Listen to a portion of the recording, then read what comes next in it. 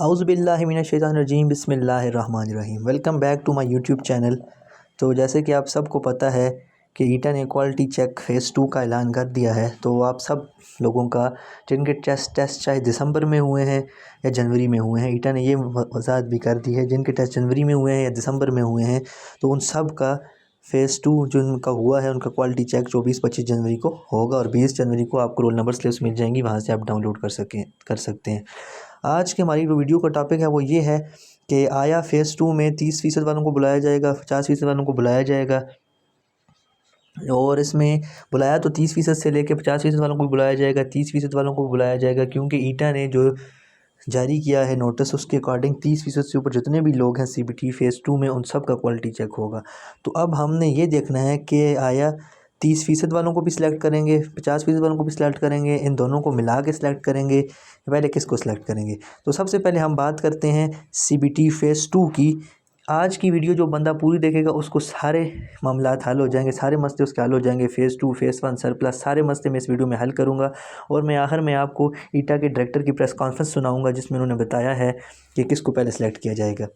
तो सबसे पहले हम बात करते हैं CBT फ़ेज़ 2। CBT फ़ेज़ 2 31% या 50%। तो CBT फ़ेज़ 2 में सबसे पहले आप लोगों को 30% वाले भी जाएंगे, 50% वाले भी जाएंगे अपना अपना क्वालिटी चेक देने। तो जब आपके पास सारे लोग जाएंगे तो सबसे पहले आपकी जो मेरिट लिस्टें बनेंगी, तो वो पहले मेरिट लिस्टें जो आपकी बनेंगी वो आपकी बनेंगी 50+ के हिसाब से। जितने भी लोग जिनके 50% मार्क्स हैं तो उनकी लिस्टें बनेंगी, ठीक है। हाँ, लेकिन कोई यूनियन कौंसिल ऐसी होगी जहाँ पे 50% वाले लोग ना हुए और 30% वाले लोग हुए, तो वहाँ पे फिर 30% को भी किया जाएगा। तो मैं सिर्फ CBT फ़ेज़ 2 की फ़िलहाल बात कर रहा हूँ। CBT फ़ेज़ 2 में फ़ेज़ 1 को मैं निकाल देता हूँ फ़िलहाल। फ़ेज़ 1 में जो सिलेक्ट हो गए फ़ेज़ 2 में आपका 30% और 50% दोनों का क्वालिटी चेक होगा। और जब मेरिट लिस्टें लगेंगी तो वो पहले 50% वालों की लगेंगी, पहले 50% वाले होंगे सारे, फिर अगर सीटें बच गई तो फिर 30% वाले होंगे। तो मेरिट लिस्टें पहले 50% वालों की लगेंगी, जब 50% वालों की मेरिट लिस्टें लग जाएंगी वो अपॉइंटमेंट अपनी दे देंगे। फिर उसी के साथ ही जो पीछे लोग बच जाएंगे तो 30% वालों की भी लिस्टें लगेंगी। तो अपॉइंटमेंट हो सकता है दोनों के साथ ही हो जाए, लेकिन पहले मेरिट लिस्टें जो हैं वो 50% वालों की लगेंगी। अगर 50% वालों की, मिसाल के तौर पर एक जो UC में सीटें खाली हैं 3, तो 3 लोग उनके मिल गए 53 वाले, 53 54 55 वाले, तो वो 3 53 54 55 वाले हो जाएंगे, तो 30% वालों का नंबर ही नहीं आएगा। अगर एक यूनियन कौंसिल है उसमें 3 सीटें हैं और 2 बंदे 50+ वाले हैं और एक 48 वाला है, तो 2 50+ वाले होंगे और तीसरा 48 वाला हो जाएगा। 47 वाले को फिर चांस नहीं मिलेगा। तो इसका मतलब है जो 50 से नीचे हैं वो स्टेप वाइज नीचे आएगा मेरिट, ये नहीं है कि डायरेक्ट 30 वालों को रख देंगे। तो उम्मीद है आपको ये CBT फ़ेज़ 2 की समझ आ गई होगी। अब हम बात करते हैं CBT फ़ेज़ 1 और CBT फ़ेज़ 2। और क्या CBT फ़ेज़ 1 और CBT फ़ेज़ 2 वालों को क्या होगा। देखें, जिन्होंने CBT फ़ेज़ 1 दिया है उनमें जिनके नंबर 50+ थे वो तो सारे अपॉइंटमेंट आर्डर दे चुके हैं। अब उन CBT फ़ेज़ 1 वालों में भी कुछ बच्चे ऐसे हैं जिनका जो टेस्ट था वो 30 से 50% के दरमियान उनके नंबर थे, जो कि मतलब फेल कंसिडर किए जाते हैं, लेकिन ईटा ने चले मेरिट कम कर दी है। तो CBT फ़ेज़ 1 वालों में जिनके नंबर 30 से लेके 49 तक थे, तो क्या उनको पहले भर्ती किया जाएगा, या CBT फ़ेज़ 2 में जिन्होंने 50+ नंबर लिए हैं। मेरी बात आप समझे, मैं कह रहा हूँ जिन्होंने CBT फ़ेज़ 1 में 30 से 49 नंबर लिए हैं, क्या उनको पहले अपॉइंट किया जाए। उनका पहले हक बनता है क्योंकि उन्होंने तो पहले टेस्ट दिया, उन्होंने पहले स्क्रीनिंग पास किया। या फिर उनको पहले चांस दिए जाए जिन्होंने CBT फ़ेज़ 2 में 50+ मार्क्स लिए हैं। मतलब एक बंदा है उसने CBT फ़ेज़ 2 में 65 नंबर लिए हुए हैं, 65 नंबर लिए हैं या 68 नंबर लिए हैं PhD में, और एक बंदा CBT फ़ेज़ 1 में इसने स्क्रीनिंग पास की और उसने नंबर 32 हैं। तो पहले 32 वाले को भर्ती किया जाए या CBT फ़ेज़ 2 वाले को भर्ती किया जाए। तो इसमें कन्फ्यूजन है और इसमें दोनों ही अपनी जगह देखा जाए तो ठीक है। एक बंदे ने स्क्रीनिंग पहले पास किया है दूसरे की निस्बत, तो उसका चांस बनता है। तो फिर दूसरे का देखा जाए कि दूसरे ने जो टेस्ट पास किया 65 नंबर लेके। तो इस बारे में ईटा साहब की जो ईटा से डायरेक्टर के किसी ने क्वेश्चन पूछा था एक बच्चे ने, तो उन्होंने ये जवाब दिया था। तो आप ये पहले सुने उनकी गुफ्तगू, फिर इस बारे में बात करते हैं। इस गुफ्तगू से आपको समझ आ जाएगी कि ईटा क्या कहता है इस बारे में। 60 मार्क्स है और एक बंदा है जिसका इस CBT में 31 मार्क्स है, इसमें किसी को पहले भर्ती किया जाएगा और नियमों से भी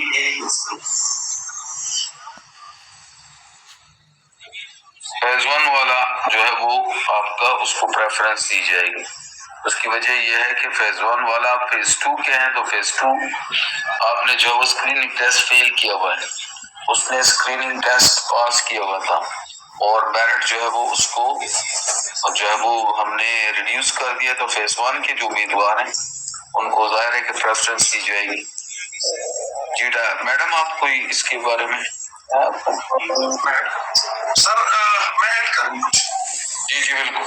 एक्चुअली सर ये बंदे मेरे पास आए थे, तो इन्होंने मेरे पास साथ बैठे थे, तो मैंने ईटा वालों के साथ राबिता कर लिया कि इनका तरीकाकार क्या होगा। तो सर उन्होंने पहले जब जिन्होंने फेज 1 में पेपर बेस्ड टेस्ट पास किया है, सीबीटी में उनकी पेपर बेस्ड टेस्ट में इनके मार्क्स ज्यादा भी हो, लेकिन दूसरे फेज में जिन्होंने सीबीटी का टेस्ट दिया है, इन दोनों मेरिट को ये मिक्स करेंगे। उन्होंने कहा कि हम इसको आप इस तरह करें, जरा शिराज साहब सर ईटा वालों को बुलवा के इंशाल्लाह इसके ऊपर जो है वो एक डिस्कशन कर लेते हैं और इसमें कोई मुनासिब फैसला कर लेते हैं। ठीक है सर। तो आपने ये गुफ्तगू सुनी होगी, शराज साहब ने ईटा ट्रैक्टर को बताया है कि हम इस पे कोई मुनासिब फ़ैसला करेंगे। तो अभी इस पे फ़ैसला नहीं हुआ कि सीबीटी फेज़ 2 में 50+ वालों को पहले अपॉइंट किया जाए या सीबीटी फेज़ 1 में 30 से 49 वालों को पहले अपॉइंट किया जाए। इसमें अभी फ़ैसला बाकी है, या तो उनको मिक्स करके इनकी मेरिट लिस्टें बनाएंगे, कोई मुनासिब फ़ैसला करेंगे, या फिर पहले जिसको भी भर्ती करेंगे। अभी इस पर कोई फ़ैसला नहीं हुआ, लेकिन सीबीटी फेज़ 2 में ये फ़ैसला हो चुका है कि पहले 50% से ऊपर वाले बच्चे सिलेक्ट होंगे, फिर जो रह जाएंगे उसके पीछे जो कैंडिडेट्स रह जाएंगे, अगर किसी यूनियन कौंसिल में सीट हुई तो 50 से पीछे आता जाएगा मेरिट, तो फिर 49 वाले हो जाएंगे। अगर 49 वाले ना हो तो 48 वाले, इस तरह पीछे मेरिट आता जाएगा और 30 तक हो जाएगा।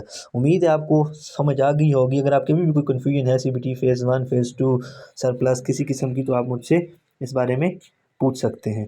तो सरप्लस कैंडिडेट्स के बारे में मैंने एक वीडियो बनाई है जो मेरे चैनल पे होगी, आप उसको भी जाके देख सकते हैं कि सरप्लस के लिए क्या रूल है क्या नहीं, वो भी मैंने बताया है। तो उम्मीद है आपको समझ आ गई होगी इस वीडियो की, और मज़ीद इन्फॉर्मेशन भी मैं इसी चैनल पे शेयर करूँगा। जो जो लेटेस्ट अपडेट आएंगी ईटा के मुतालिक, क्वालिटी चेक के मुतालिक, जो रूल्स हैं रेगुलेशंस हैं, वो सारे मैं आपको निकाल के इंशाल्लाह बताऊँगा। तो आपसे इतनी सी गुजारिश है कि आप हमारे चैनल को सब्सक्राइब करें। हम आपके लिए मेहनत करके चीज़ें लेके आते हैं, तो आप लाजमी इस चैनल को सब्सक्राइब करें, लाइक करें, अपने दोस्तों के साथ शेयर करें।